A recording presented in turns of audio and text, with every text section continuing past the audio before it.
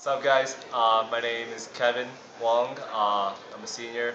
I'm in SPED 117 class, doing the project about how media portrays people with disabilities.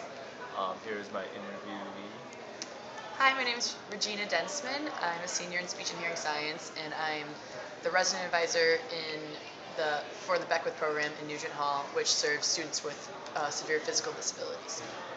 So I guess kind of start us off. What is your involvement in terms of the Beckwith program? What do you do? How did you get into it? Was there an application process and all that stuff? I think it might be different now, but Beckwith was just recently included into university housing. They were in their own separate facility for, I think, 25 years or so. And so they were finally brought into an accessible residence hall. It's gorgeous, one of the most accessible dorms on campus if you can ever check it out. And the position was just offered to me. I was really lucky because the building opened and our staffs were kind of split up into Nugent and Garner.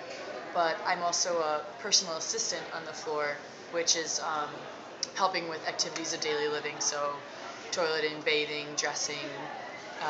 You help these students get up into their chairs, and then they're independent and can do everything, go to class and do their own thing. So kind of both.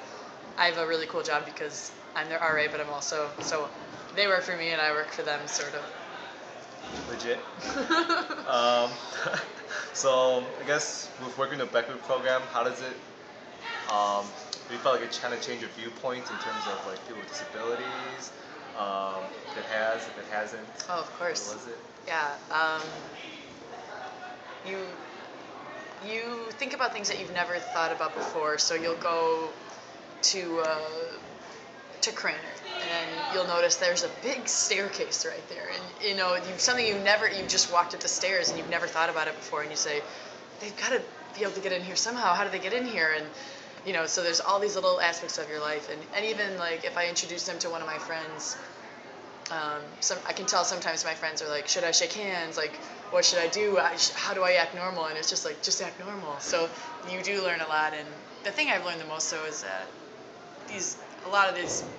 the people on the floor are just so smart, and it sucks that people sometimes assume that that's not the case, and you just get to know these people and how they're just like anybody else. And it sounds obvious and it's kind of cliche, but it's so true. You get to know someone, and someone's the goofball and someone's the brainiac, and someone's with the dirty jokes, and everybody's just just like everybody else. Yeah, so kind of go along with that. You say how people always have these different viewpoints. What are the ways that you think that the media portrays people with disabilities?